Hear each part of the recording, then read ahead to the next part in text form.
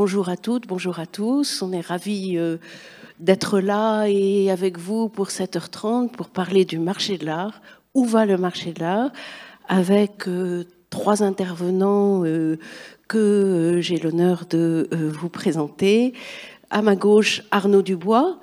Arnaud Dubois dirige une société de conseil qui est spécialisée dans la gestion de patrimoine artistique et dans le placement en œuvres d'art. C'est celui dont je dirais qu'il a les mains dans le cambouis. Et puis deux chercheuses et universitaires. Le cambouis, si on peut parler ainsi quand on parle des œuvres d'art, mais en tous les cas, c'est le professionnel, c'est notre professionnel. Et puis on a deux chercheuses, donc dans leur Nathalie Hennig. Nathalie Hennig est sociologue, elle est, peut-être vous connaissez son nom, elle a une véritable œuvre derrière elle, tout à fait importante. Son dernier livre sur la valeur des personnes chez Gallimard. Et nous avons Nathalie Moureau. Nathalie Moureau, grande spécialiste incontournable du marché de l'art contemporain, qui a écrit d'ailleurs un petit livre qui a été, je crois, réédité plusieurs fois sur l'art contemporain. Et voilà, c'est ainsi que donc nous allons pouvoir converser tous les trois sur où en est le marché de l'art, mais aussi avec vous. Vous avez un numéro de téléphone qui s'affichera, ou qui s'est peut-être déjà affiché, ben le voilà, vous l'avez sous les yeux. Vous pouvez envoyer par SMS des questions qui arriveront sur la tablette qui est devant moi, si la technologie est au point. Et nous aurons un temps, évidemment, pour répondre à toutes vos questions, ou en tout cas pour tenter de répondre.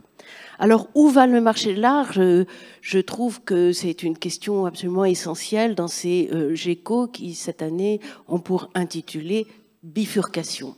Car il s'agit bien de cela. Il me semble que le marché de l'art aujourd'hui est sujet à de nombreuses bifurcations qui tiennent tout à la fois, allez, on est dans des journées de l'économie, à l'évolution du marché, donc à l'offre. L'offre avec de nouvelles offres, avec l'arrivée de technologies qui transforment à la fois les ventes mais aussi les œuvres elles-mêmes. Bifurcation aussi parce que la géopolitique n'est jamais absente, elle n'est jamais loin quand on parle du marché de l'art, et on y reviendra, et la question de la mondialisation. Bifurcation aussi parce qu'on voit peut-être arriver de nouveaux collectionneurs, et je crois qu'Arnaud Dubois pourra nous éclairer sur ce point. Alors, quand on regarde les données sont impressionnantes. Le marché de l'art va plutôt bien, disons-le.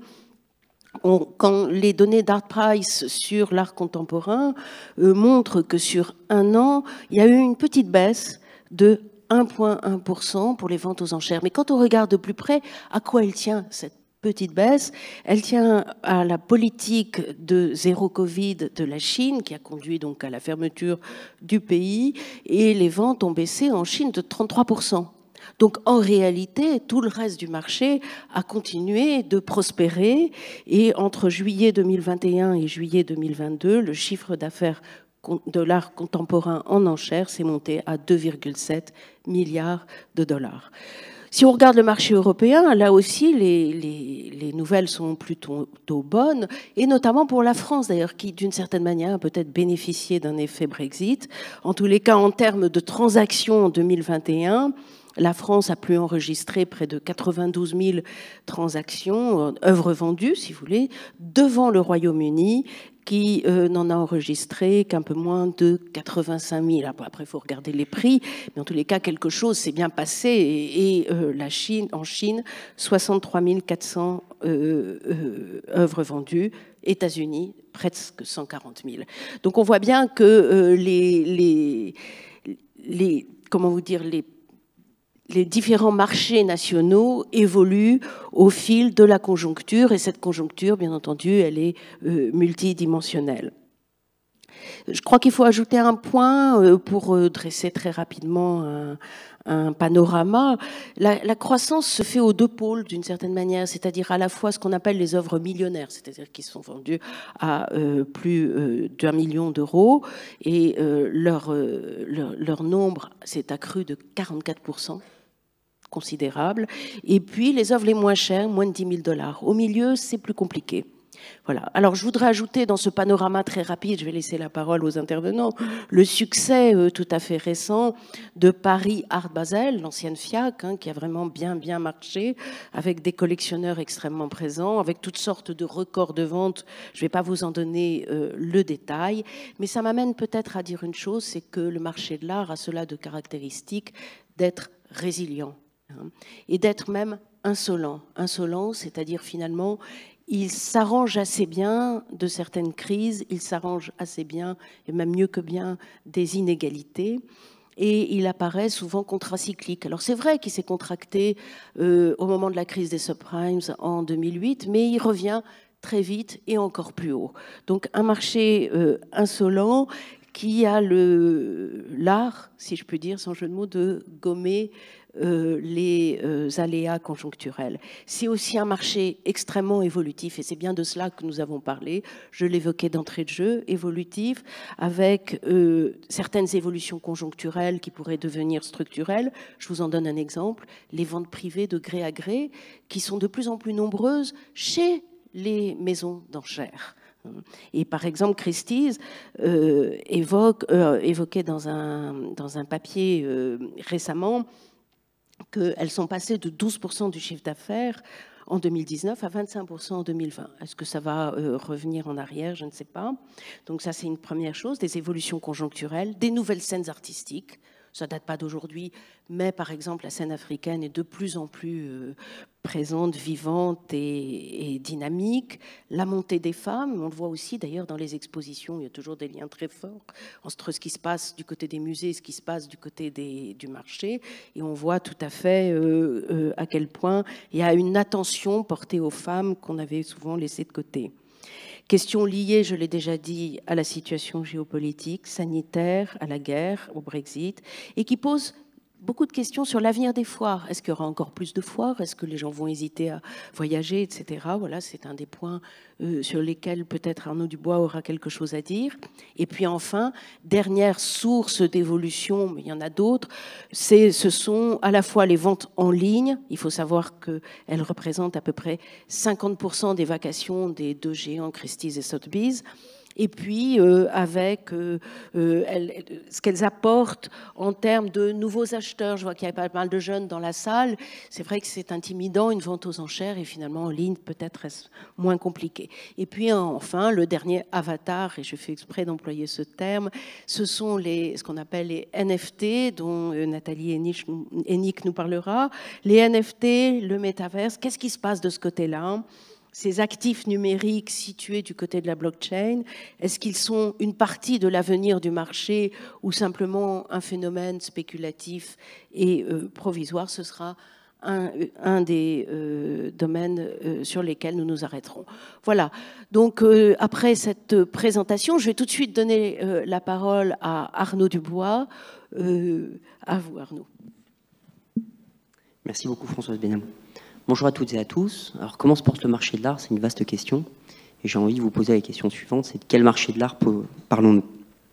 Le marché de l'art, c'est un marché qui est globalisé, internationalisé, institutionnalisé, qui est en train de se financiariser, qui est digitalisé. Et il existe plusieurs marchés. Vous avez communément ce qu'on appelle un premier et un second marché. Le premier marché, c'est un marché de promotion. Donc, un artiste vient travailler avec une galerie. Et le galerie a pour objectif de faire la promotion de ce travail, de le diffuser et de vendre ses œuvres. Le second marché, c'est un marché de seconde main, c'est un marché d'achat et vente d'œuvres d'art, qui est plutôt un marché dans les mains des marchands. Alors, posait la question tout à l'heure du marché de l'art, on disait qu'il avait une croissance qui était insolente. J'ai envie de tempérer un petit peu ces propos, parce que quand on regarde le volume transactionnel d'œuvres d'art dans le monde, sur 10 ans, on est à peu près entre 60 et 70 milliards de transactions annuelles.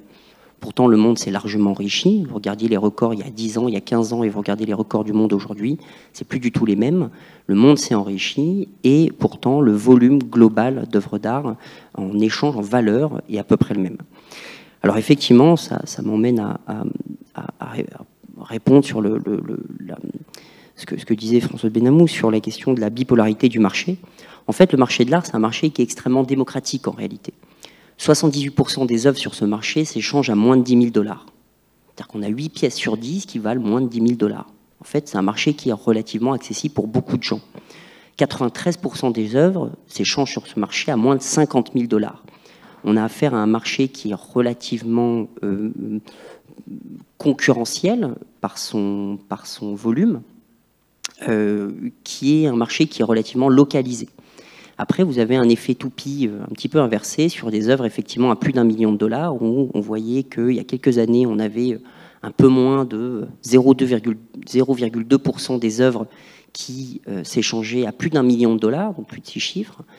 Aujourd'hui, c'est plus d'1%. Effectivement, entre l'année dernière et aujourd'hui, il y a presque la moitié plus d'œuvres d'art à plus d'1 million de $ qui s'échangent. Et pourtant, encore une fois, on a un volume global d'œuvres d'art en valeur qui est à peu près le même entre l'année dernière, il y a 2 ans, il y a 3 ans et ce jour. Alors, il a été posé la question des collectionneurs, et effectivement, je pense que c'est lié à la typologie des collectionneurs en réalité. On a affaire à des collectionneurs qui se bipolarisent, je ne sais pas si on peut dire ça comme ça, avec des écarts qui sont de plus en plus importants, des gens qui sont très riches, qui achètent des pièces de plus en plus, à des montants de plus en plus importants, et ces œuvres sont achetées, et c'est les sociologues qui sont là qui me confirmera ça, mais les œuvres d'art sont de plus en plus des trophées. Les œuvres sont achetées pour 3 raisons principales, j'en vois pas moins, pas plus. Elles sont échangées pour des raisons artistiques, intellectuelles. Elles sont échangées pour des raisons sociales, c'est rarement dit. En tout cas, mes clients me disent peu, j'ai envie d'un tableau de Warhol parce que ça fait bien, mais c'est aussi parce que ça fait bien au-dessus du mur, au-dessus de la cheminée. Et puis pour des raisons financières. Sur cette question financière, le marché a tendance à soit croître sur des artistes qui sont ce qu'on appelle les hot cakes, ce sont des artistes qui sont très à la mode, et il y a de plus en plus d'artistes à la mode. On voit des artistes qui sont des artistes fondamentaux dans l'histoire de l'art, qui ont une place depuis longtemps, et qui auront une place encore pendant longtemps, où on voit leur cote, en fait, finalement, pas exploser du tout, mais plutôt croître de manière extrêmement stable, sereine, comme si elle suivait l'inflation. Ce qui est d'ailleurs un élément qui nous laisse penser qu'en temps de crise, les œuvres d'art qui peuvent être effectivement intéressantes, et on parlait tout à l'heure de la résilience de ce marché. Ben oui, effectivement, vous avez un tableau de Bonnard aujourd'hui, vous aurez un tableau de Bonnard demain, et dans 50 ans, je ne sais pas où sera votre action Google, mais vous pourrez toujours céder à vos enfants un tableau de Bonnard. Et puis, moi, ce que j'observe vis-à-vis des clients qui sont souvent un petit peu plus jeunes, alors d'abord, je voudrais vous dire quelque chose, c'est que les œuvres d'art, c'est un peu une religion moderne. J'ai envie de vous poser la question, la dernière fois, c'est quand la dernière fois que vous avez fait, quand la dernière fois avez-vous fait la queue? 1 heure, 2 heures. Moi, je réside à Paris, en fait, à Paris, au Grand Palais, quand il y a une grosse exposition un peu blockbuster, les gens font la queue 1 heure, 2 heures sous la pluie. On ne fait plus la queue pour aller à la messe, on ne fait plus la queue pour nulle part. Un concert, peut-être un concert. En fait, je vais le rapprocher, ce concert, du marché de la culture. Effectivement, dans ce marché de la culture, vous avez cette culture qui est un peu une religion moderne. Et pour ce qui est des collectionneurs, qui sont des collectionneurs, on a beaucoup de collectionneurs qui sont jeunes, en tout cas nous on travaille avec des collectionneurs qui sont jeunes, on observe depuis quelques années un changement dans les motivations d'acquisition des collectionneurs. La considération financière est de plus en plus importante, savoir si ces gens font une bonne affaire ou pas, que vaudra le prix de l'œuvre qu'ils achètent demain. Et puis, financièrement, j'entends, c'est pas la valeur, le coût, pas la valeur, hein, bien sûr. Donc, que vaudra financièrement le prix de cette œuvre demain? Et puis, est-ce qu'ils sont capables de faire une bonne affaire?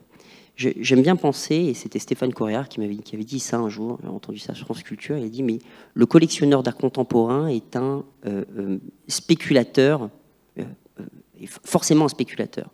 Mais cette spéculation, c'est pas une spéculation, il ne fallait pas l'entendre ou le comprendre comme une spéculation nécessairement financière. Vous avez acheté une œuvre d'un jeune artiste, vous l'avez payé quelques centaines, quelques milliers d'euros, les montants ne sont pas faramineux, et en fait, il se trouve que cette pièce, le montant de cette œuvre, a éventuellement cru de manière forte, eh bien, que même si vous ne revendez pas cette pièce-là, vous êtes quand même assez heureux de dire à tout le monde que vous l'aviez repérée avant tout le monde. Et c'est un peu la gloire et le succès du collectionneur. Dans ces collectionneurs qui sont plus jeunes, effectivement, la question du digital, elle est fondamentale. Tous me posent la question, en tout cas moi, mes jeunes clients me posent la question des NFT, quasi systématiquement. Ça ne veut pas dire... Alors, ils peuvent être intégrés dans... Alors, ils connaissent très bien les problématiques liées à la blockchain, etc., aux crypto-monnaies, ils peuvent même être investis dessus. On a affaire à des clients qui ont de moins de connaissances de l'histoire de l'art. Pour eux, l'histoire de l'art n'est plus un critère fondamental dans la formation de la valeur d'une œuvre d'art. Et ça, c'est un vrai changement. C'est un vrai changement parce que, entre ce que j'ai appris et ce que j'ai pu constater pendant des années, que la valeur d'une œuvre se crée au carrefour des institutions culturelles et des institutions financières. On avait les marchands et les galeristes et les commissaires-priseurs qui mettaient un prix. On avait, de notre côté, les galeristes, les musées, les fondations également, qui ont un rôle tout à fait particulier parce que, pas loin d'être privé, hein, vous remarquerez que c'est la fondation Bernard Arnault s'appelle la fondation Louis Vuitton, elle ne s'appelle pas la fondation Bernard Arnault. Et quand vous regardez le nom des donateurs dans les grands musées, au centre Pompidou, passé le milieu des années 90, ça ne vient que des entreprises, quasi exclusivement. Je reviens sur mon jeune collectionneur qui a de moins en moins de connaissances quant à l'histoire de l'art. Et pour un peintre, probablement que son premier pinceau, c'est l'histoire de l'art. Hein. Les artistes sont des nains reposant sur des épaules de géants. Eh bien, ces jeunes collectionneurs s'intéressent davantage à l'information liée à la pièce, en tout cas, c'est ce que je peux observer souvent, plus qu'à l'œuvre d'art en tant que telle. C'est-à-dire qu'ils savent très très bien que tel artiste va faire la couverture de Flash Art, grande revue d'art internationale, et c'est très bien qu'il va y avoir telle interview, c'est très bien que ça va être telle critique, que l'artiste va rentrer dans telle galerie, etc. etc. Et ça, c'est un faisceau d'informations qui laisse supposer que l'œuvre ou l'artiste est un artiste de qualité et dont éventuellement le prix ou la valeur ne pourra que croître. Savoir si la pièce ou l'artiste est fondamental et important dans l'histoire de l'art, c'est pas la question principale. Et savoir si l'œuvre restera dans le temps, c'est plus non plus une question principale puisque les collections bougent et elles bougent de plus en plus vite. Avant, on achetait un tableau, c'était Wildenstein qui disait ça, il donnait conseil à ses enfants, il disait, c'est un grand marchand d'art et historien d'art, à la fin du 19e, début du 20e, qui a créé plein de catalogues raisonnés, spécialisés impressionnistes. Il disait, il faut acheter un tableau comme un fondateur de dynastie. Aujourd'hui, vous n'achetez pas un tableau comme un fondateur de dynastie. Vous pouvez acheter un tableau et vous pouvez revendre ce tableau. Et cette question de la revente, elle peut se passer beaucoup plus vite qu'on a l'habitude de le croire. Et je dis on a l'habitude de le croire en France particulièrement parce qu'on a une vision relativement romantique du marché de l'art, ce qui n'est pas le cas de nos homologues américains ou même allemands. Et peut-être pour conclure, parler du marché de l'art international et du marché de l'art français. Alors effectivement, le marché de l'art français, c'est un marché qui se porte assez bien. J'ai envie quand même de vous rappeler que le marché de l'art français, dans les années 60, c'était 60% du marché de l'art mondial et qu'aujourd'hui, on doit à 8%. Donc il se porte peut-être bien par rapport à l'année dernière, mais effectivement, ce n'est pas un marché qui profite. Autant c'est un marché qui est très résilient que ce n'est pas nécessairement un marché qui profite des grandes hausses du marché de l'art mondial. C'est assez lié à notre économie également et à nos habitus. Il a été parlé de l'effet Brexit tout à l'heure, et effectivement, le Brexit on peut nous laisser croire que on va avoir un recentrage des pôles des grandes sociétés de vente aux enchères pour des raisons notamment fiscales, d'importation, d'exportation, des frais, etc. en Europe et notamment en Europe, en France. Mais n'oubliez pas une chose, c'est que Artemis, qui est la holding de François Pinault, qui est la thèse de la chasse, qui chasse les entreprises du luxe, possède 100% du capital de Christie's. Christie's, c'est la plus grande société de vente aux enchères au monde. Elle est détenue par un Français. Sotheby's est détenue par Patrick Drahi, qui est un Français également. Donc il est évident, il me semble, que ces grandes sociétés vont avoir tendance également, une tendance assez naturelle et légitime, de rapatrier les pôles en Europe et encore une fois, en particulier en France. Alors attention, et ça je dis ça parce que quand on voit la baisse du marché de l'art français, en tout cas des années 60 à nos jours, on peut l'expliquer de plein de façons, parce qu'on ne parle pas anglais. On ne parlait pas anglais dans les années 60, c'est un petit peu une vieille blague, mais Park Bennett, qui était une société de vente aux enchères qui s'appellera plus tard Sotheby's, qui est la deuxième plus grande société de vente aux enchères, avait la possibilité d'être acheté par des commissaires-priseurs français.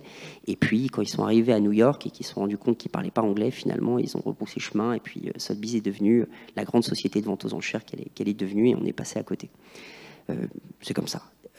Mais par contre, c'était une époque où, quand vous regardiez les photos des salles de vente aux enchères, à Drouot notamment, vous voyez, c'était pas de la marchandise courante, mais c'était des œuvres qu'on voyait régulièrement en vente aux enchères. Il y avait des Derain, des Signac, des Renoir, des Degas, etc., des Picasso. Aujourd'hui, la marchandise a tendance à s'appauvrir et peut se poser la question, qui sont les grands artistes de demain? Effectivement, on parle des artistes qui sont modernes du début du siècle et on retrouve des œuvres à la vente dans les années 60.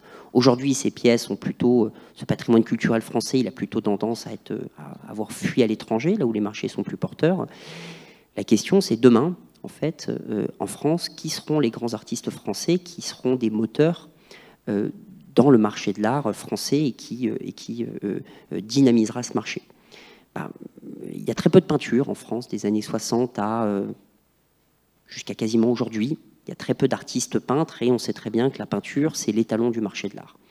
Par contre, les Allemands ont des peintres fantastiques des années 60 jusqu'à aujourd'hui, des gens comme Baselitz, Immendorf, Kiefer, qui en plus sont des Richter, qui sont les plus grands peintres du monde et qui ont des marchés qui sont extrêmement porteurs, avec des Allemands qui ont des motivations d'acquisition aussi patriotiques. Et donc, il ne fait pas de doute pour moi que le marché de l'art allemand va croître de manière exponentielle dans les années futures. Et ça sera à Paris de faire très attention si elle ne veut pas se voir voler sa place de marché dans les années à venir. Merci beaucoup pour cette présentation. C'est intéressant, hein, votre conclusion. À suivre, hein. On va se donner rendez-vous dans quelques années pour voir si vous avez raison. Mais auparavant, j'avais peut-être une petite question. À un moment, vous évoquez les artistes qui deviennent à la mode, dans le fond. Et à un autre moment, vous avez évoqué le fait d'avoir un papier dans Flash Art, que c'était un moyen, finalement, d'être pointé comme un artiste important ou qui a éventuellement de l'avenir. Qu'est-ce que vous appelez, dans le fond, vous qui êtes... vous donnez des conseils, etc., des acheteurs. Qu'est-ce que vous considérez comme un artiste à la mode et est-ce que vous en méfiez? Alors, je me méfie beaucoup de la mode en général et des artistes à la mode également. J'ai plutôt tendance à suivre les conseils de Wildenstein qui dit qu'il faut acheter un tableau en fondateur de dynastie. Ce que je déteste faire, c'est faire perdre moindre euro à mes clients, et un client qui achète une œuvre d'art pour des raisons artistiques et ou financières, j'ai à cœur que dans les années suivantes, les années à venir, ces affaires restent florissantes. Passé ces considérations très matérielles, il se trouve que la formation de la valeur a un petit peu changé. Ces dernières années, le poids des musées n'est plus du tout le même et le poids des collectionneurs qu'on a vu naître dans les années 90, des collectionneurs un peu stars, ces global collectors, occupe une place aujourd'hui entre le marché et les institutions. Et je ne vais pas porter de jugement de valeur, je laisserai mes camarades qui seront là de le faire. Mais effectivement, ça a une incidence sur le marché qui est absolument considérable. Il y a quelques années, on n'aurait jamais vu des artistes dont les places de marché ont été créées de manière uniquement par des collectionneurs et sans l'aval des musées, sans l'aval des institutions. Comprenons-nous bien, en fait. L'art contemporain est un art qui frise l'académisme d'État. Dans les années 60, à la fin du 19e siècle, on a des grands marchands d'art, des Durand-Ruel, des Kahnweiler, etc., qui vont dans les ateliers des artistes et qui disent « Tiens, j'ai reçu un coup de poing dans le ventre face à ce tableau formidable et mon travail va consister à imposer mon goût et celui de l'artiste au reste du monde. » Aujourd'hui, entendons-nous bien, le goût est déjà accepté par tout le monde. Il est accepté par les institutions, il est accepté par les galeristes, et d'ailleurs parce que l'artiste a fait une école d'art, il a travaillé ensuite, il a exposé dans un centre d'art, très académique tout ça, hein, école d'art, centre d'art. Il a ensuite fait repérer par un artiste, par un galeriste, pardon. Il a reçu l'aval de ses pairs artistes. Il expose dans des foires d'art contemporain, donc un label encore une fois.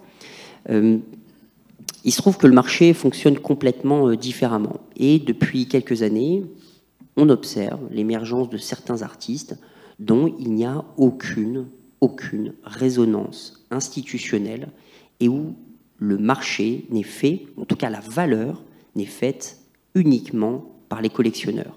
Et c'est l'aval des grands collectionneurs, de la réputation de ces grands collectionneurs qui vont faire le marché. Comprenez bien ce que ça veut dire. C'est-à-dire qu'on a des jeunes qui ont vos âges, qui ont une vingtaine d'années, 25 ans, qui sortent de l'école, qui rentrent dans une grande galerie. La première expo, ils présentent des pièces à 25 000 $. Tout est sold out. L'année suivante, il y a des pièces qui passent en vente aux enchères. Ça fait 500 000 $. Ça peut se passer comme ça. Et vous allez créer des vocations. Hein. Et la remarque de Nathalie Hennig, Nathalie Moreau, c'est et 10 ans plus tard, et en fait, j'irai même plus loin, c'est pas besoin d'aller 10 ans. Vous preniez le marché d'Alex Israël il y a quelques années, il est passé de 20 000 $ en galerie, il est passé l'année suivante à 200 000 $, c'est monté jusqu'à 500 ou 700 000 $, et puis l'année suivante, personne n'en voulait à 80 000 $.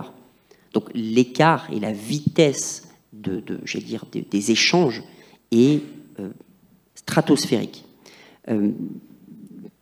Peut-être ce qu'il y a effectivement à retenir, c'est la vitesse des échanges qui sont de plus en plus rapides, mais qui est aussi corrélée avec des crises de plus en plus de crises, il y a de plus en plus de répétitions de crises, mais des crises aussi de plus en plus courtes, avec des cycles de marché de plus en plus courts. Et on a affaire à des artistes qui peuvent obtenir des prix stratosphériques dans des délais qui sont très courts, et dont la valeur ne se fait plus par les musées, mais par les collectionneurs. Oui, effectivement, on a vu éclater quelques bulles spéculatives, soit sur le marché en général, soit sur certains artistes qui étaient assez frappantes. Et c'est vrai que les grands collectionneurs ouvrent leurs fondations et concurrencent ainsi largement le rôle institutionnel des musées. Alors je vais me tourner vers Nathalie Moreau. Nathalie, lorsque nous avons préparé ensemble cette table ronde, vous m'avez parlé de ces changements phénoménaux qui se passent en ce moment sur le marché à la faveur de plusieurs déterminants, plusieurs facteurs. Et donc on va vous écouter. Merci Françoise. Juste avant de commencer, je voudrais revenir 2 minutes sur la présentation d'Arnaud Dubois à laquelle je souscris pour les 3/4. Mais quand vous avez dit que le marché, finalement, c'était un petit marché parce qu'il faisait 60 milliards de $, et je suis tout à fait d'accord, mais souvent, on se dit 60 milliards de $, c'est énorme. Et un jour, je suis allée regarder le chiffre consolidé de LVMH. Et les chiffres consolidés de LVMH dans le monde, c'est 60 milliards de $ à peu près, grosso modo. Donc même si dans la presse, on nous rabat les oreilles de prix très élevés, etc., sur le marché de l'art, et je suis tout à fait d'accord avec vous quand vous dites que c'est un nombre limité de transactions qui atteignent des prix très très élevés, c'est pas l'essentiel du marché, mais c'est le côté du marché qui est popularisé, dont on nous parle. Finalement, c'est quand même un marché très étroit par comparaison à d'autres marchés. Donc c'était juste pour aller dans votre sens, pour compléter par rapport à ce montant, quand vous disiez que c'est 60 milliards de $ et ça reste à peu près la même chose, quand on compare à d'autres activités économiques, on se rend compte que finalement c'est pas si énorme que ça, même s'il peut y avoir des montants en jeu assez conséquents de la part de gros collectionneurs. Alors, ce que je voudrais faire, peut-être pour poursuivre sur votre lancée, avant que Nathalie Hennig parle des NFT, c'est d'essayer de voir ce qu'il en est du numérique sur le marché de l'art et quelles sont les évolutions. Puisque, évidemment, sur le marché de l'art, comme tout le reste, il y a eu la crise Covid, et de ce fait-là, les transactions aux enchères, notamment via le numérique, ont explosé. Et aujourd'hui, on parle beaucoup du tournant du numérique, beaucoup des NFT, mais je voudrais le repositionner un peu dans le temps, justement pour montrer que, certes, je pense qu'il y a des bouleversements énormes, mais pour moi, ce n'est pas les NFT. Je vais vous expliquer où je vois ces bouleversements, et aussi pour comparer le marché de l'art par rapport à d'autres industries culturelles. Et en fait, on en est vraiment à l'enfance du numérique pour le marché de l'art. C'est-à-dire que déjà dans les années 90, on a commencé à parler du numérique sur le marché de l'art. Et en 90, dans les deux grandes maisons de vente aux enchères, c'est Sotheby's et Christie's, en 90, Sotheby's se disait « Mon Dieu, il y a le numérique, il faut vraiment que j'aille là-dedans ». Donc Sotheby's avait conclu un partenariat avec Amazon. Ce partenariat, il a duré 1 an, ça a été fini au bout d'1 an. En 1990, il y avait le numérique qui est très, très important. Il voulait faire des ventes aux enchères aussi sur le numérique. Il est passé avec eBay. Au bout d'1 an, boum, ça a été fini aussi. Donc on était dans les années 90. En 95, nouveau partenariat avec eBay. Et à partir de 95, ça a commencé un petit peu à frémir, mais on ne peut pas dire que ça a été le grand développement du numérique non plus. Et en fait, c'est beau. Quand j'ai dit 95, c'était 2010, pardon, 2012. Mais c'est dans les années 2015 à peu près qu'on a commencé à voir les maisons de vente qui développaient plus le numérique. Mais en fait, quand elles en parlaient, même jusqu'en 2018, c'était plus parce que ça leur permettait de contacter de nouveaux clients qui se connectaient pour assister à une vente, et ils n'achetaient pas nécessairement à ce moment-là, mais ils rentraient dans leur fichier et après ils les sollicitaient et ça venait potentiellement de nouveaux clients. Et le fait que les ventes numériques se développent vraiment et qu'il y ait ce tournant-là qui se fasse, c'est tout à fait récent. Alors en fait, pourquoi est-ce que le numérique est un peu spécifique pour le marché de l'art par rapport à d'autres marchés? Si on compare par rapport au disque ou au livre, la première chose, c'est que la musique en ligne, ça peut se numériser, ça reste le même objet. Une œuvre d'art, mis à part les NFT, ça a une existence physique, donc on voit bien comment le numérique ne prend pas de la même façon. Et pour les NFT, je pensais que j'intervenais après Nathalie, mais une image qui est sous NFT, c'est pas une œuvre d'art nécessairement. C'est un outil pour l'heure, mais je ne veux pas déflorer le sujet. C'est un outil. Je ne sais pas ce que vous direz, mais c'est un outil et il faut que les artistes s'en emparent avec une démarche artistique pour que ça devienne une œuvre d'art. Tous les NFT ne sont pas des œuvres d'art. On peut prendre une photo de nous, le mettre en NFT, ça ne sera pas une œuvre d'art. Il faut faire attention quand aujourd'hui on parle de ces NFT en disant c'est le marché de l'art, ça ne l'est pas forcément nécessairement. Donc il y a cette première difficulté, les œuvres d'art, ça a une existence physique, donc le numérique, c'est pas forcément facile comme dans la musique. Si on prend sur le livre, avant que les livres soient numérisés, comment est-ce que Internet a modifié les choses? C'était par exemple via Amazon. Et le fait que vous pouviez acheter des biens sur les plateformes. Alors, sur le marché-là, ils se sont créés des plateformes. Il y a par exemple Saatchi Online qui propose à des artistes de mettre leurs œuvres directement sur des plateformes et de les vendre directement à des acheteurs. Vous avez un pléthore de sites qui proposent à des galeries également de proposer des œuvres. Mais en fait, ça concerne une partie du marché que Nathalie Hennig appelle le marché, ce qu'elle qualifie l'art moderne ou l'art classique, c'est-à-dire ce sont des artistes vivants à l'heure actuelle, mais qui produisent des œuvres, alors je vais dire plutôt décoratives, vous n'allez pas être d'accord, mais plutôt décoratives, qui sont où la démarche de l'artiste, utilisable en décoration, voilà, où c'est pas le type d'œuvre qu'on va voir dans les foires Art Basel, qu'on va voir dans les musées, etc. C'est un autre segment de marché, et Arnaud avait raison de dire que sur le marché de l'art contemporain, c'est pas un marché homogène, il y a plusieurs segments. Donc en fait, l'art contemporain qui s'est développé jusqu'à présent sur ces plateformes, c'est un segment de marché qui n'est pas celui que vous voyez après aux enchères ou qui sont dans les galeries d'art contemporain, qui sont dans les foires internationales, qui, elles, sont restées pendant très longtemps et restent encore sur le monde physique. Et en fait, donc ces deux vecteurs qui sont à la fois numérisation du bien, à la fois utilisation des plateformes, étaient assez peu développés par le marché de l'art. Donc, comment la numérisation et l'Internet étaient utilisés par le marché de l'art, parce qu'il était quand même présent. En fait, et alors merci Arnaud, vous allez dans le sens de ce que je voulais développer, c'est tout le vecteur information et tout le vecteur Instagram. C'est-à-dire que vous avez énormément de sites comme Artprice, Artnet, etc., qui, avec le développement de l'Internet, se sont mis à donner des prix de vente aux enchères, à proposer des cotes, à proposer le top list des artistes, etc. Et toute cette information a soi-disant, ou à donner la transparence au marché. Je ne suis pas forcément sûre que ce soit beaucoup plus transparent parce qu'il peut y avoir des manipulations aux enchères qui font qu'un prix soit affiché, mais par derrière, il y a des garanties, etc., qui font que ce n'est pas forcément le prix qui soit issu de la concurrence, va-t-on dire.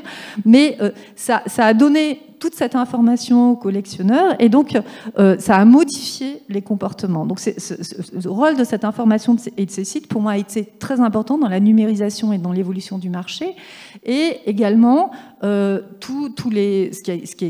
qui est fondamental aussi, c'est l'utilisation d'Instagram. Toutes les galeries ont leur Instagram où ils proposent des œuvres. Alors les gens n'achètent pas via Instagram, mais c'est un nouvel outil, enfin, où ils peuvent acheter à la marge. C'est un nouvel outil de communication, et ça peut même modifier un peu ce qui est produit artistiquement, parce qu'une œuvre Instagrammable, quand elle est grande, quand elle est colorée, etc., elle est plus facilement Instagram, vous avez compris, c'est un format carré qu'une œuvre.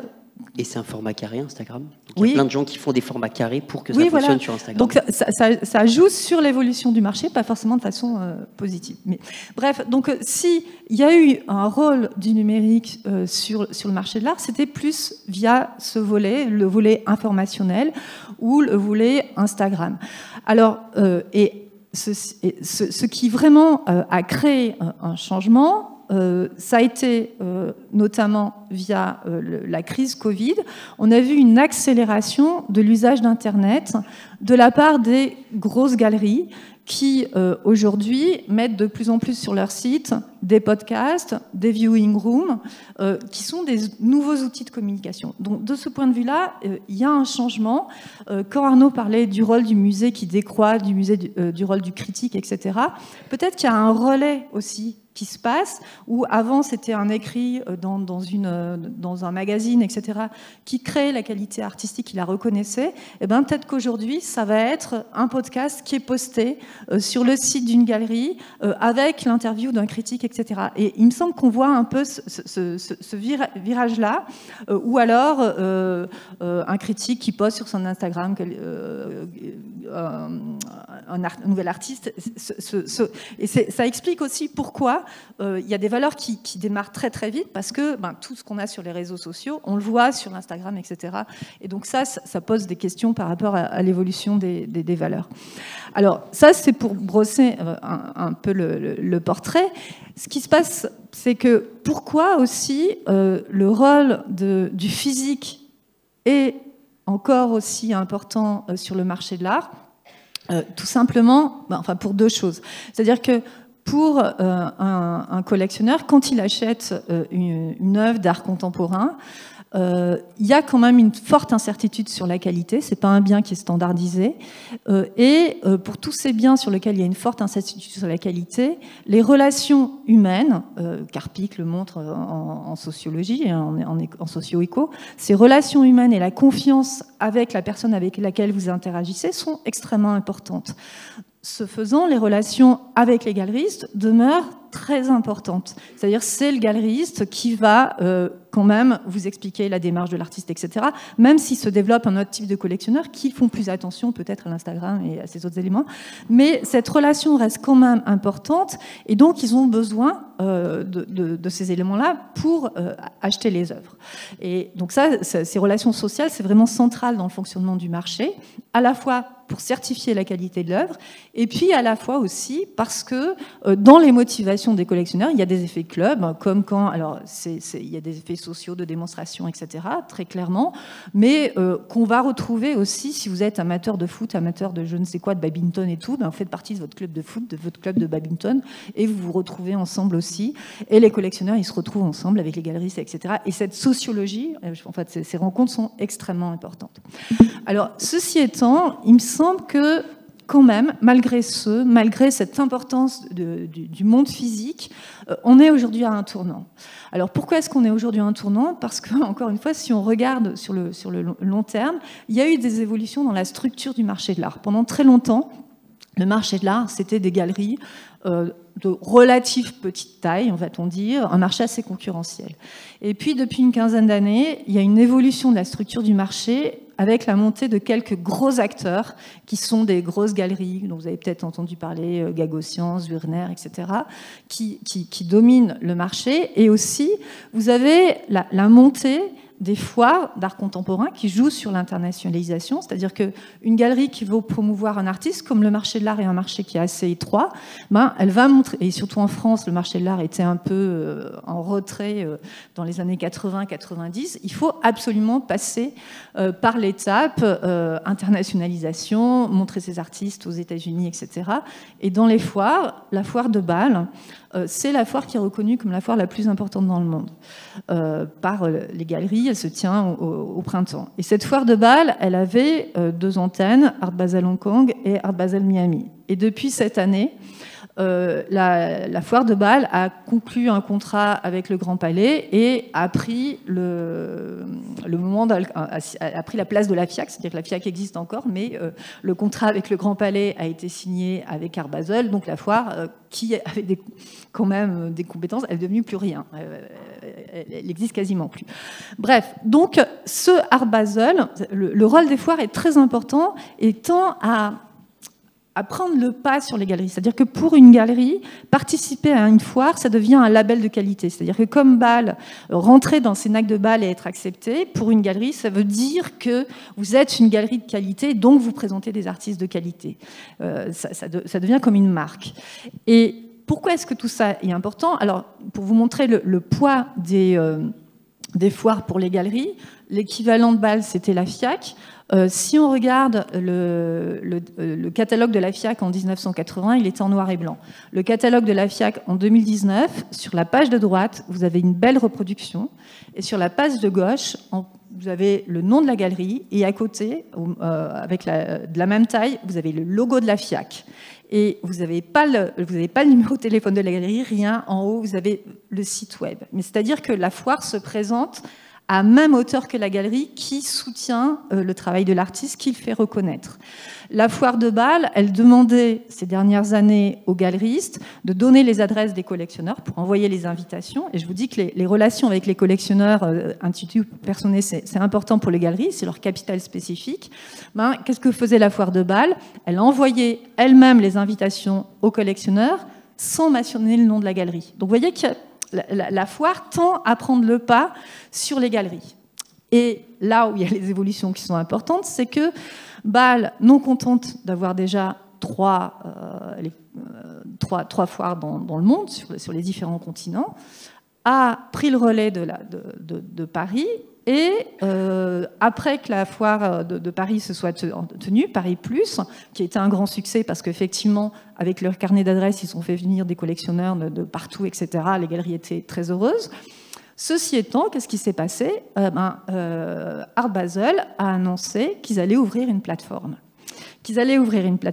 Numérique. Et pour moi, là, je vois un changement majeur qui risque d'intervenir dans le marché de l'art. C'est-à-dire que Art Basel était dans une situation financière qui n'était pas forcément très bonne il y a quelques années, parce que lors de la foire Bâle, ils ont eu des ennuis financiers, mais il y a de la famille Murdoch qui a soutenu, qui a renfloué Bâle, qui est très tournée sur le numérique. Et aujourd'hui, si Bâle ouvre une plateforme en liaison avec la fondation Luma, qui est sur Arles, qui est une grande collectionneuse, vous avez l'alliance de quelque chose qui peut être très commercial, qui a un carnet, enfin commercial, qui est une foire, qui a un carnet de collectionneurs immense, qui a un label de qualité immense dans lequel les collectionneurs vont avoir confiance. Donc du coup, ce problème d'incertitude sur la qualité avec les relations humaines risque d'être moins important.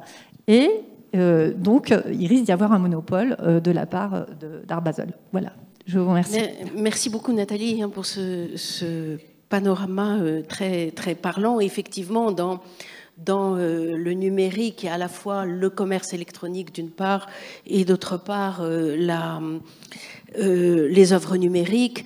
Et cette conjonction des deux éléments fait qu'il y a de plus en plus, comme vous l'avez montré très bien, de concentration, de mondialisation, de désintermédiation, et c'est véritablement un monde qui se transforme sous nos yeux. Alors cette transformation, on va essayer de l'approfondir encore avec Nathalie et Nick. À propos justement des NFT, je vois une cascade d'ailleurs de questions qui nous arrivent, et je vous les poserai ensuite, sur les NFT qui ont fait l'objet d'une folie spéculative. Les exemples sont extrêmement nombreux.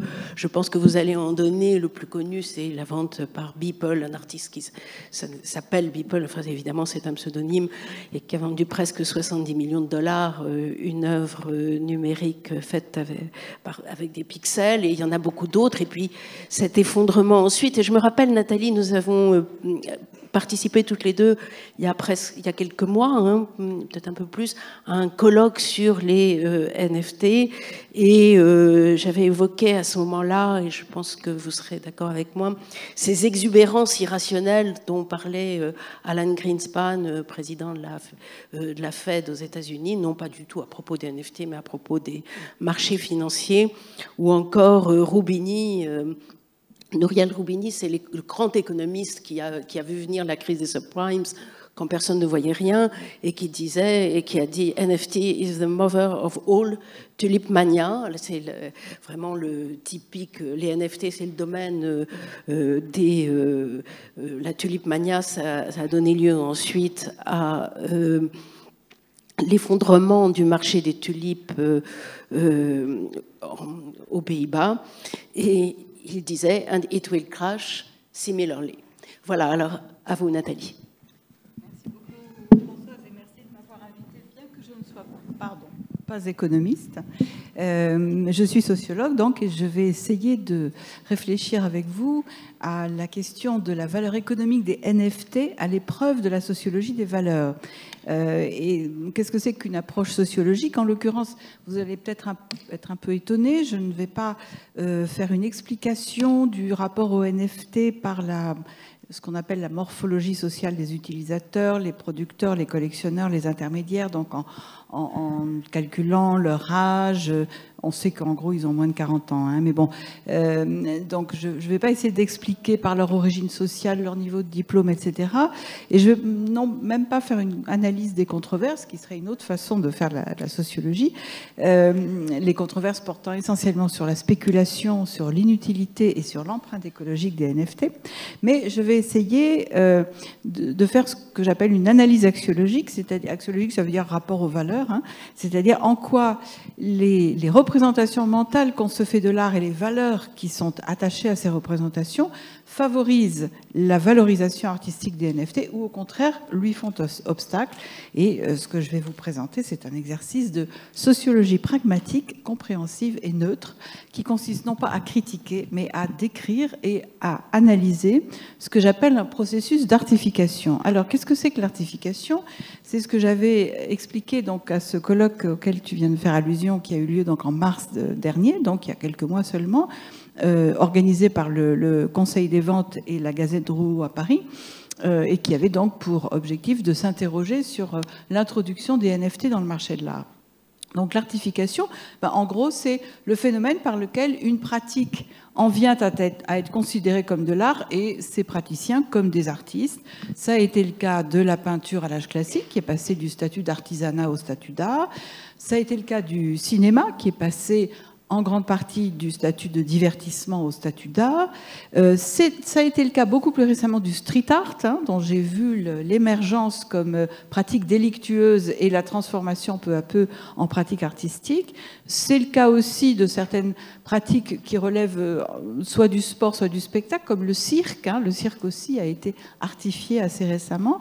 Même la fonction de commissaire d'exposition depuis les années 80 a vu une certaine artification, c'est-à-dire qu'une exposition en vient à être considérée comme une œuvre de l'esprit due à l'auteur d'exposition, c'est-à-dire au commissaire.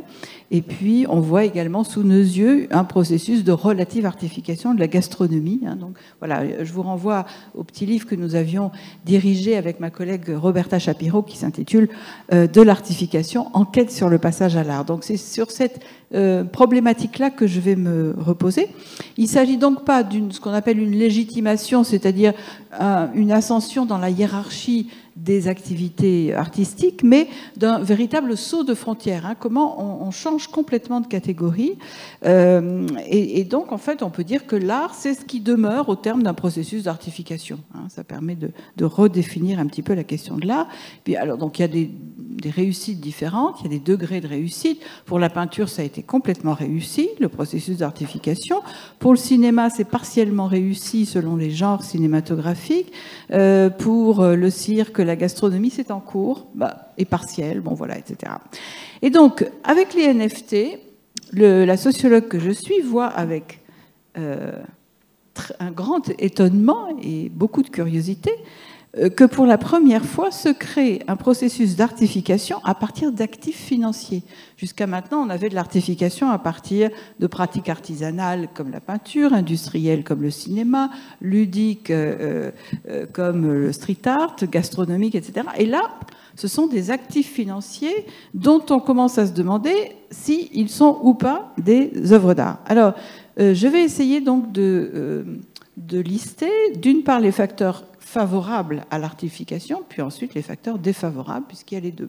Alors, dans les facteurs favorables, ce sont essentiellement les similitudes entre certaines catégories de NFT et l'art. Bon, alors, on sait que les NFT ne sont pas toujours des images. Hein. Il peut y avoir des NFT faits à partir d'objets. Enfin, il y a toutes sortes de NFT possibles, mais sont apparus des NFT, donc pour ceux qui ne savent pas ce que c'est qu'un NFT, excusez-moi, non-fungible token, ou jeton non fongible, c'est-à-dire une ligne de code informatique qui fabrique une forme de rareté, c'est-à-dire qui est créée de façon à ce qu'elle soit unique et attachée à son propriétaire, celui qui l'a acheté, hein, et qui donc n'existe que de façon numérique et n'existe que dans le domaine des crypto-monnaies puisqu'elle ne se paye qu'en crypto-monnaie. Hein. Donc on a vraiment une création numérique spécifique qui fabrique de la rareté sous forme numérique. Donc, les facteurs favorables à l'artification, c'est lorsque ces NFT se présentent sous forme d'image. Sauf que toute image n'est pas de l'art et tout art n'est pas qu'une image. Un timbre-poste, c'est une image, mais ce n'est pas une œuvre d'art.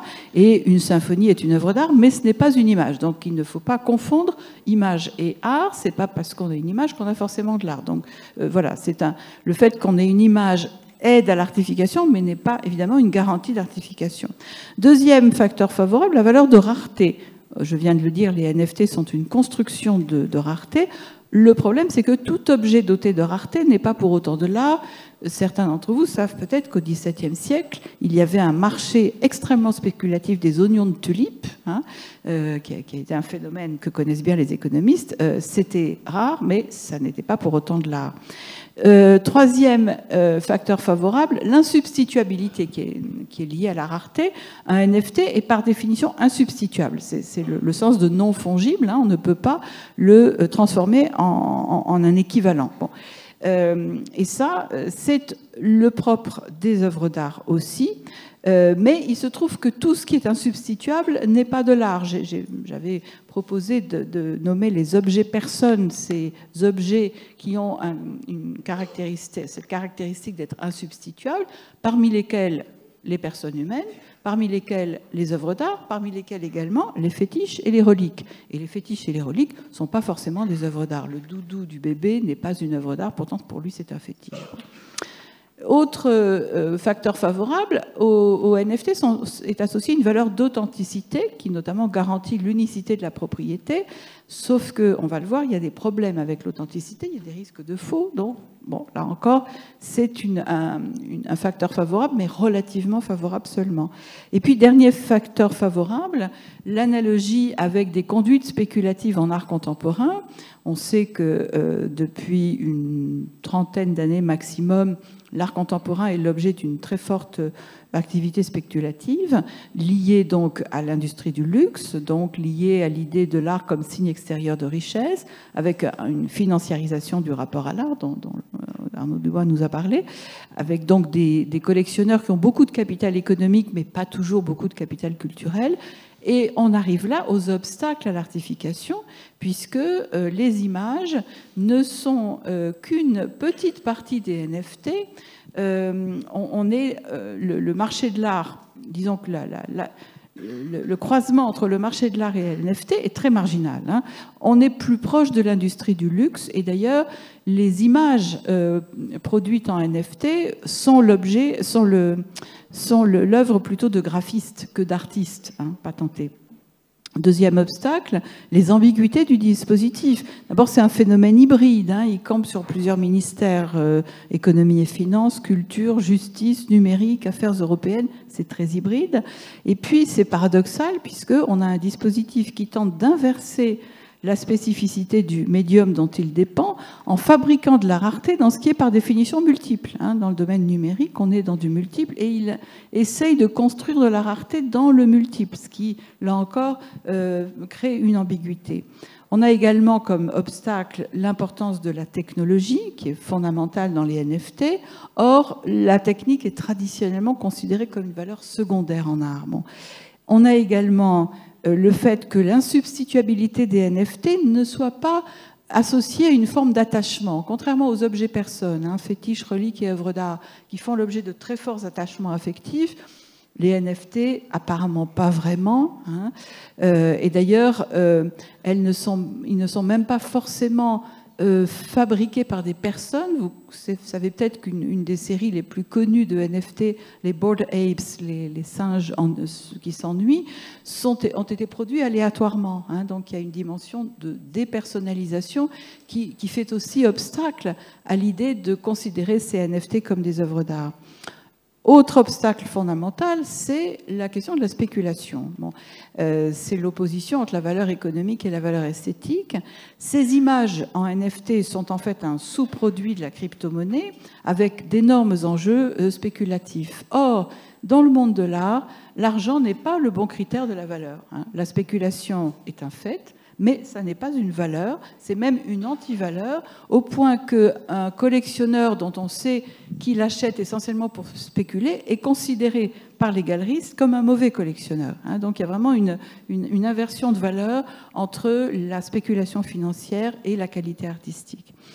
On a également des différences avec l'art contemporain. Ce n'est pas parce que les NFT se rapprochent de l'art contemporain qu'ils sont équivalents à l'art contemporain, puisque dans les deux cas, on a des images qui sont issues de la culture populaire, de la BD, du graphisme, etc. Mais en art contemporain, cette utilisation de la culture populaire est soumise à un certain nombre de contraintes.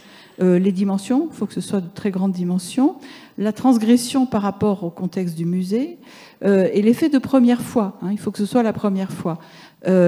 Or, dans les NFT, le kitsch de ces images n'apparaît pas comme du second degré, mais plutôt comme du goût populaire. On a beaucoup de pixelisation qui renvoie plutôt au street art. Et je vais y revenir, il y a quand même un certain contraste entre l'enthousiasme des acheteurs et la médiocrité esthétique des images telle qu'elle est relevée par les spécialistes. Et donc, les NFT images ne s'inscrivent dans aucun des paradigmes artistiques, ni le paradigme classique, ni le paradigme moderne, ni le paradigme contemporain, puisque celui-ci doit renouveler les transgressions pour pouvoir être considéré comme de l'art d'avant-garde. Sur la notion de paradigme en art, je vous renvoie à mon livre « Le paradigme de l'art contemporain », parce que je n'ai pas le temps de vous en parler ici. Il y a également, dans les obstacles à l'artification, l'absence d'intermédiaires spécialisés ou de garanties institutionnelles. Qui dit que c'est de l'art? L'autoqualification ne suffit pas. Il ne se suffit pas d'acheter un NFT en disant c'est de l'art pour que ce soit considéré par les autres comme de l'art. Bon. Il y a aussi un problème d'universalisation parce que les NFT circulent dans des communautés numériques très fermées. Et donc il est un peu difficile d'universaliser la valeur artistique des NFT. Or, l'universalité est une valeur consubstantielle à notre représentation de ce qu'est l'art. Et puis, dernier obstacle à l'artification, le problème de la durabilité de la valeur, puisque dans cette optique spéculative, il faut faire confiance, il faut un pari sur la désirabilité. Hein. La valeur réside dans le pari sur l'adhésion d'autrui. Est-ce que, si je l'achète tant aujourd'hui, quand je le revendrai, quelqu'un d'autre en voudra pour la même somme ou, si possible, pour une somme supérieure? Or, c'est l'épreuve du temps qui fait la certification de la valeur et on va voir que cette épreuve du temps est très problématique pour les NFT. Donc, ce que je concluais il y a 10 mois, en mars 2002, c'est que l'importance des enjeux financiers couplés à la présence d'images ne fait pas pour autant des NFT un phénomène qui relève du marché de l'art. Certes, il y a un marché, c'est indubitable, mais est-ce que c'est de l'art? C'est peu probable. En tout cas, pas pour ceux qui ont le pouvoir de certifier la valeur artistique.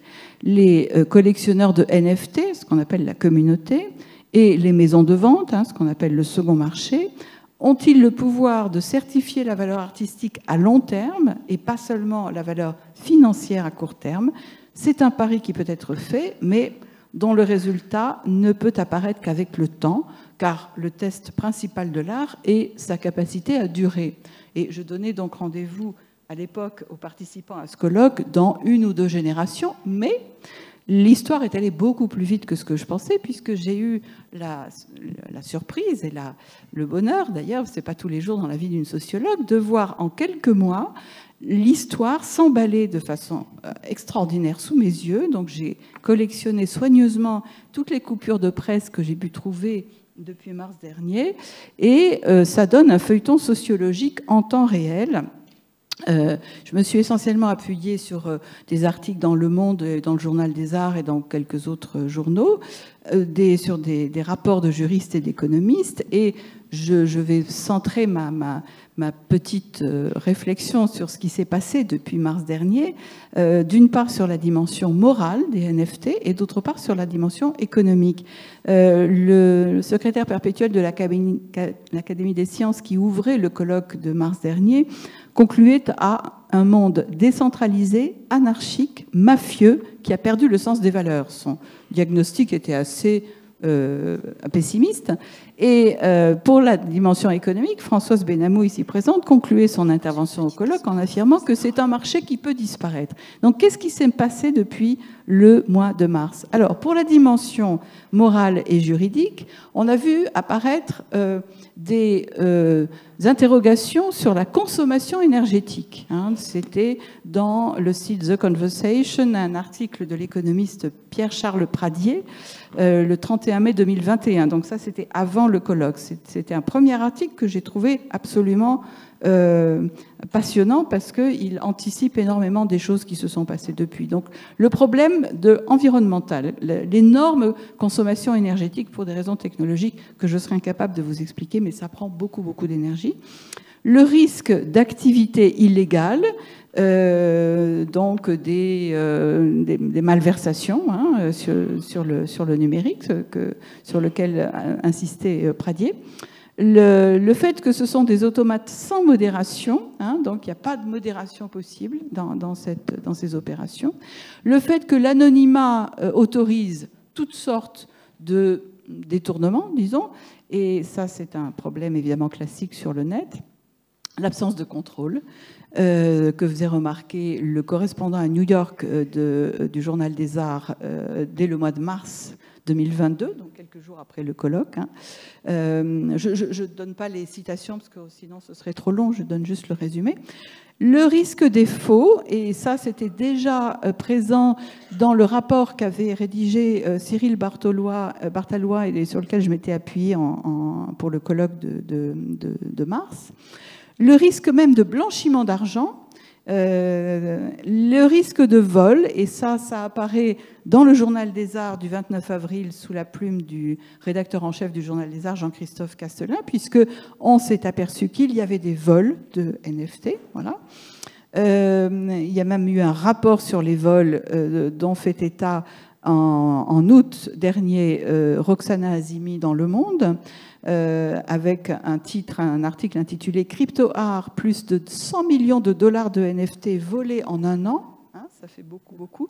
J'ai encore 5 minutes. 3 minutes. 3 minutes, ouais. Des risques sur le respect de la propriété intellectuelle, et donc une tribune est parue en juin dernier, en juin 2022, exigeant que le marché des NFT se construise dans le respect du droit d'auteur, signé par des artistes, des fondations, etc.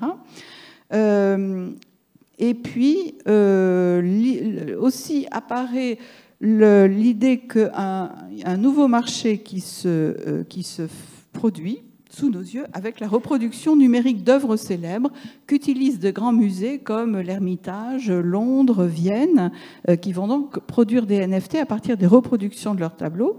Arrive également, et ça c'est dès le mois de mai, l'introduction des NFT dans le métavers, c'est-à-dire qu'on a une start-up américaine qui a forgé, c'est le terme consacré, et mis en vente un ensemble de 55 000 NFT qui sont donc des portions de terrain dans le métavers, qui a engendré une vente totalement chaotique. Enfin bon, je vous passe les détails. On a aussi le fait que des artistes très connus se sont mis à faire des NFT, notamment Takashi Murakami, Frank Stella, Marina Abramovic, vraiment des stars internationales. Ça date, le premier article sur la question dans Le Monde date de octobre 2022, donc il y a 3 semaines, c'est très récent. On a également quelques galeristes qui commencent à vendre des NFT. On a un seul musée, le Castello di Rivoli, près de Turin, qui fait une exposition de Beeple, dont vous a parlé Françoise Benamou, ce graphiste dont l'œuvre s'était vendue tellement cher, bien qu'il soit un artiste qui se présente lui-même comme un culte, ce qui ne l'a pas empêché d'avoir énormément de fans. Bon. Alors ça, ce sont des signes, des premiers signes assez positifs qui permettent de penser qu'il va y avoir une énorme augmentation du marché de l'art des NFT. Mais il y a des signes négatifs. D'abord, on commence à s'interroger sur la faible qualité artistique. Castelin qualifie les NFT de chromos.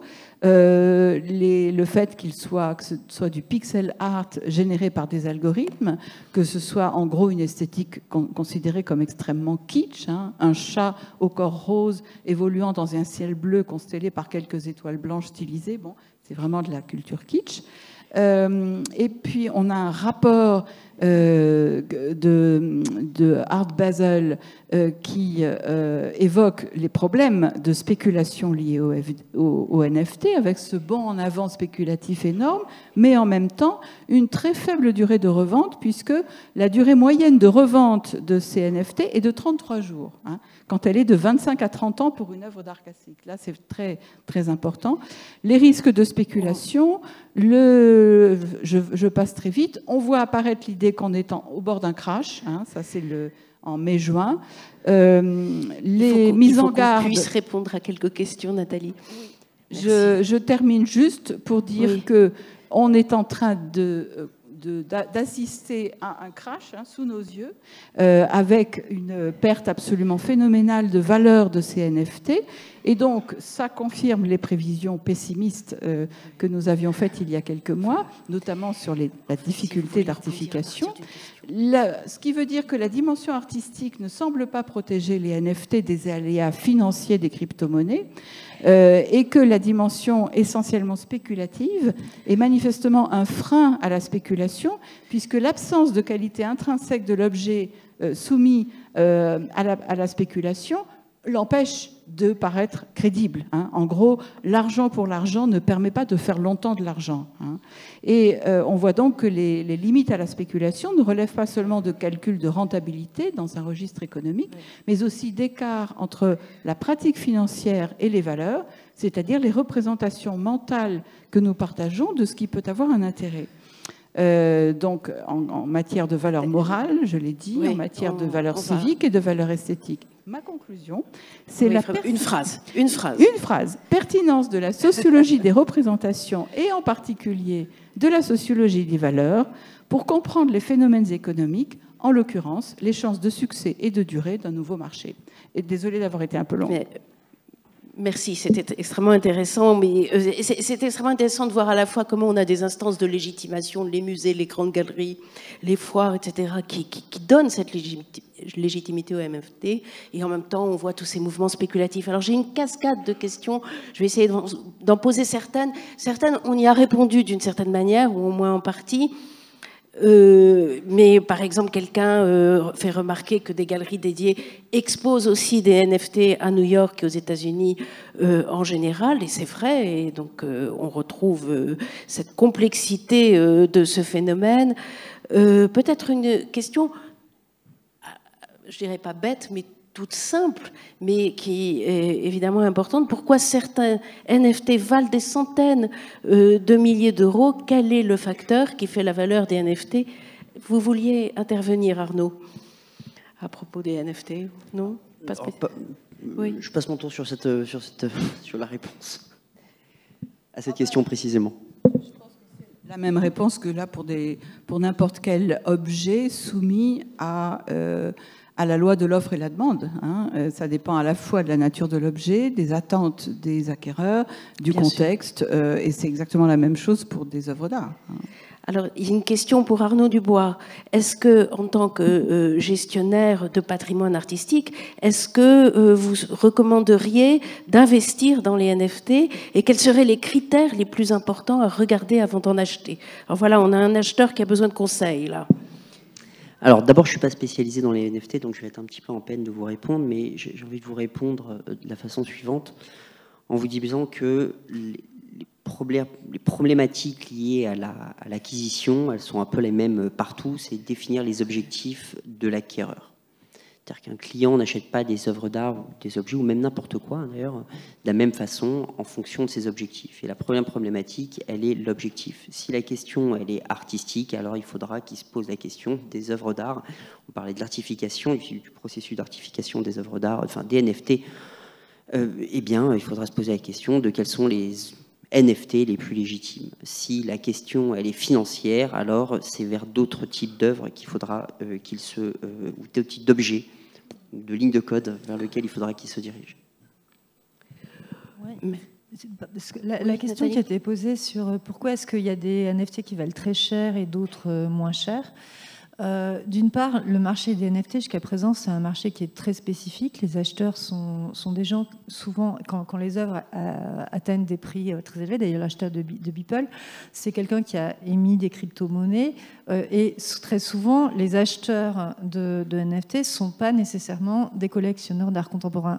Et c'est pour ça, d'ailleurs, que les maisons de vente aux enchères et les galeries, qui ont un marché étroit, se sont dit, il y a potentiellement des acheteurs, des collectionneurs qu'on pourrait convertir après au marché de l'art. Et c'est peut-être pour ça qu'ils sont mis au NFT. Mais les NFT qui valent très très cher, si Beeple a coûté si cher, c'est notamment parce que la personne qui l'a acheté voulait faire un coup et voulait aussi médiatiser ces NFT et donner la lumière sur les NFT et sur les crypto-monnaies. Après, moi, je ne veux pas prendre la parole trop longtemps, mais je serais plus mesurée que Nathalie Hennig, qui est très critique par rapport au NFT. C'est-à-dire que pour moi, on ne peut pas dire si c'est de l'art ou pas de l'art. C'est de la même façon qu'une photographie. Est-ce qu'une photographie, c'est un objet d'art ou pas? Ça peut être de l'art comme ça ne peut pas être de l'art. C'est une technique, c'est tout, pour créer de la rareté. Et il peut y avoir des artistes qui, à un moment donné, d'ailleurs, vous avez donné l'exemple, de leur création artistique, s'emparent de cette technique pour faire une œuvre d'art. Mais ce n'est pas le NFT en soi qui va être une œuvre d'art ou pas, c'est un bien de collection parce qu'il est rare est unique. Et après, il y a un problème de qualification. Est-ce que c'est un artiste qui utilise cette technique-là, comme il utiliserait la photo, etc., pour faire sa création? À la fin des années 90, il y a Bernard Lamarche-Vadel qui disait que le pinceau aujourd'hui du peintre était davantage tenu par le musée qui faisait l'œuvre d'art et qui créait la limite entre ce qui était et ce qui n'était pas de l'art, plutôt que l'artiste lui-même. En fait, c'est intéressant parce que ce que nous dit Nathalie Hennig tout à l'heure, en fait, je crois que la question, la problématique, la chose de l'art, en fait, la question de l'art, c'est de moins en moins une problématique liée au marché de l'art. Aujourd'hui, les grandes ventes aux enchères, des ventes formidables, hein, des ventes qui font des milliards de dollars de transactions, en fait, on va se retrouver à vendre dans ces ventes des œuvres d'art, mais surtout des trophées. Et en fait, ça ne sera aucun problème, ça ne sera pas un problème de trouver dans ces ventes d'art une Ferrari, une paire de baskets qui a appartenu à Michael Jordan, ou bien un dinosaure. Il y a, je crois que ça fait hier ou avant-hier, hein, c'est vendu la paire de Birkenstock de Steve Jobs. Alors ça en fait sourire quelques-uns, mais ça s'est vendu 220 000 $. Elles étaient très usées. Et on a expliqué que ces souliers ont été portés pendant des moments importants de la vie et des décisions de vie de Steve Jobs. Alors je vois monsieur qui sourit parce qu'il doit se dire tiens, vraiment, 200 000 $ pour une paire de Birkenstock un peu usée, c'est beaucoup. Et il aurait raison. Sauf que c'est un trophée. Et sauf que ces collectionneurs-là, en fait, sont les mêmes collectionneurs qui achètent aussi des œuvres d'art. Et en fait, le processus d'artification, il passe aussi par là. Je dirais plutôt que ce sont des fétiches, des reliques, pardon. Oui. Ce sont des reliques parce que ce sont des objets qui ont appartenu à des êtres extraordinairement valorisés, hein, plus que des trophées qui sont plutôt des choses qu'on rapporte du champ de bataille, encore que les ventes aux enchères peuvent être peut-être considérées comme un champ de bataille. Donc disons que ce seraient des reliques constituées en trophées. Voilà. Une question justement pour Nathalie Hennig. Faut-il vraiment entrer dans un paradigme pour être qualifié d'art? Avant d'être réglementé, le marché de l'art, comme on le connaît, n'était-il pas menacé par les mêmes dérives citées par Madame Hennig concernant les NFT? Il y a toujours eu des contestations de la légitimité du marché en matière artistique, enfin toujours depuis qu'il existe un marché moderne, hein, en tout cas, bon, et notamment un marché avec des évolutions très grandes de la valeur des œuvres. Mon premier livre s'appelait La gloire de Van Gogh et j'ai étudié notamment l'extraordinaire augmentation de la valorisation accordée à Van Gogh et à ses œuvres. Et donc, dès lors qu'il y a ces possibilités de revente sur le second marché et d'enchérissement énorme des œuvres, apparaît le soupçon sur la justesse de la valeur économique accordée à l'œuvre. Donc ça, c'est constitutif en fait du marché moderne de l'art. Et voilà, bon, pour ce qui est des paradigmes, c'est juste une façon de donner du sens aux différences d'attentes en matière d'art plastique dans l'histoire.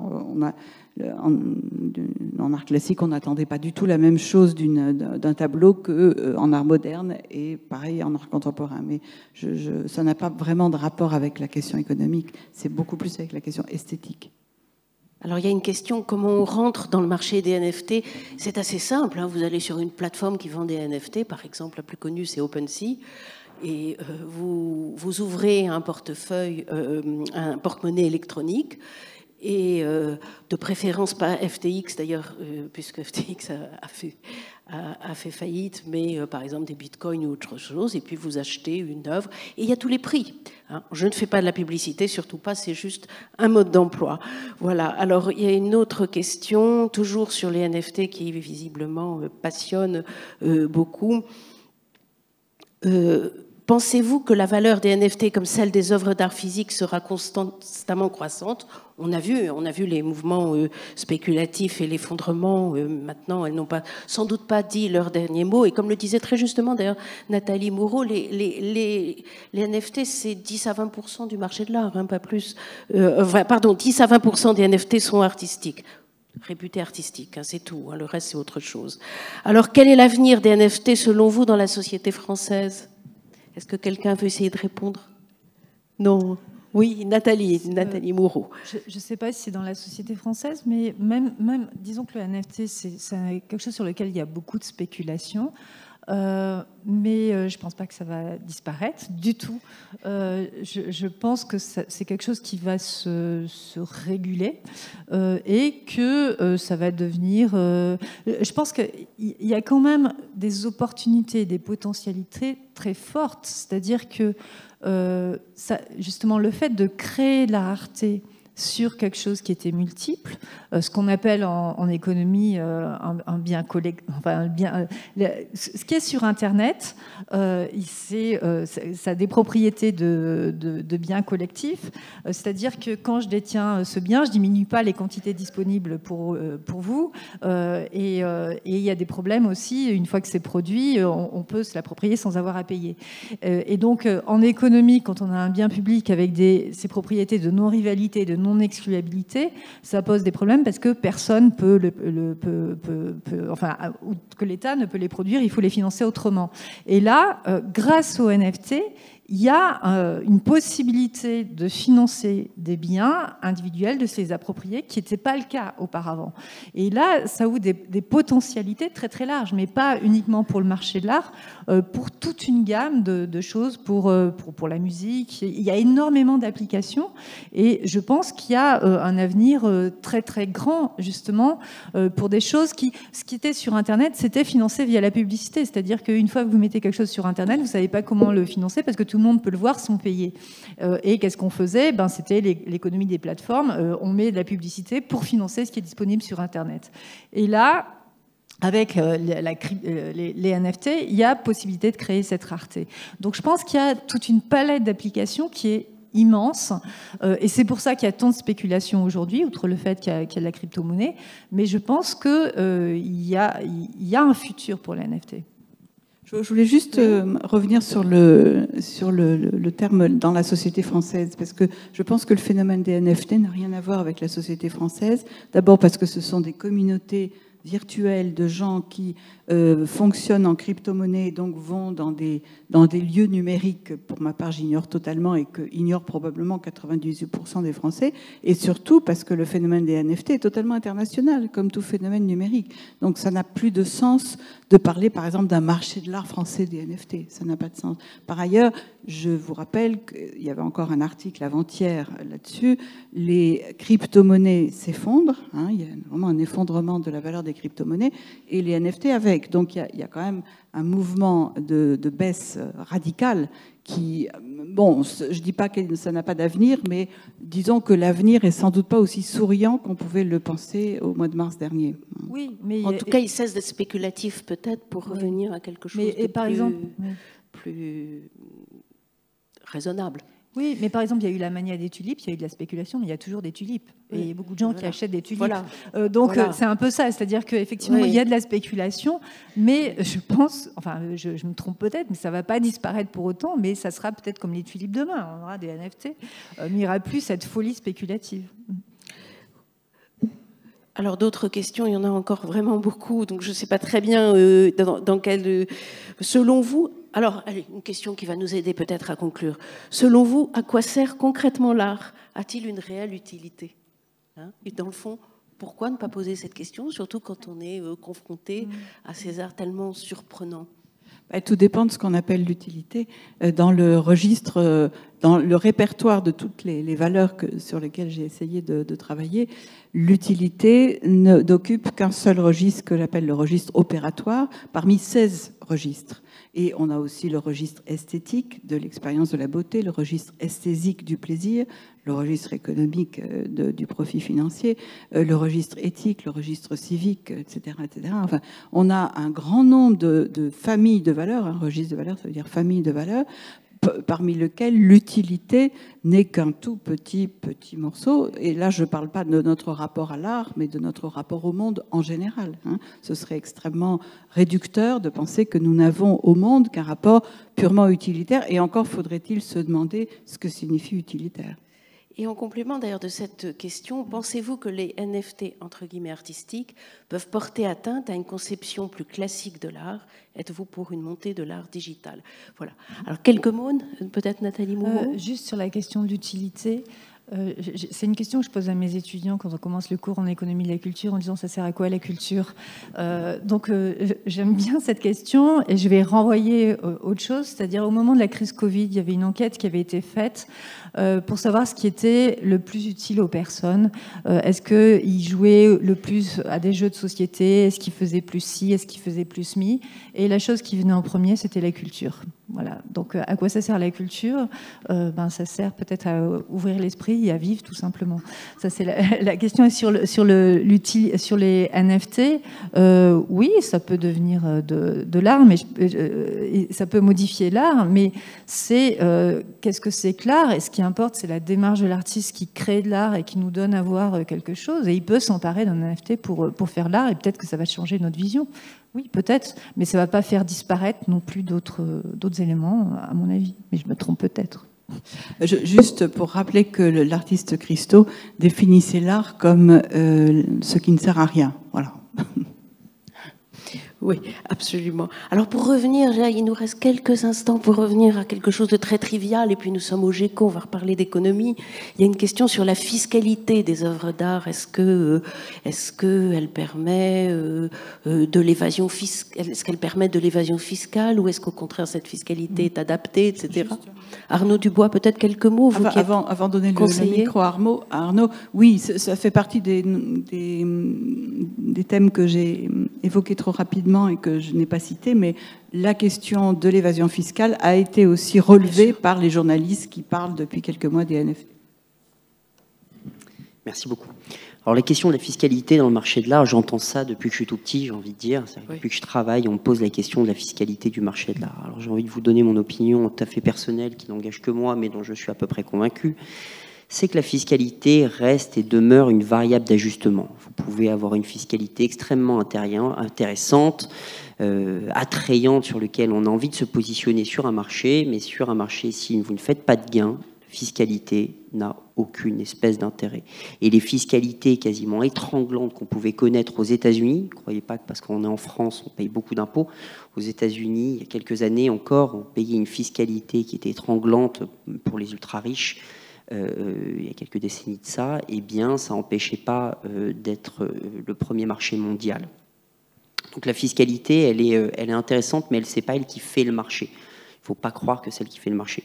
Et si vous voulez vous répondre sur la fiscalité, possession vos titres en fait de meubles. Lorsque vous possédez une œuvre d'art, vous n'avez pas besoin de prouver la détention de l'œuvre d'art, et vous ne paierez une fiscalité en tant que particulier qu'au moment de la revente de l'œuvre d'art. Donc vous n'avez aucun intérêt fiscal à acheter des œuvres d'art, et au moment de la revente, vous avez une fiscalité qui est plus attrayante que vos contrats d'assurance vie ou contrats de capitalisation. Voilà.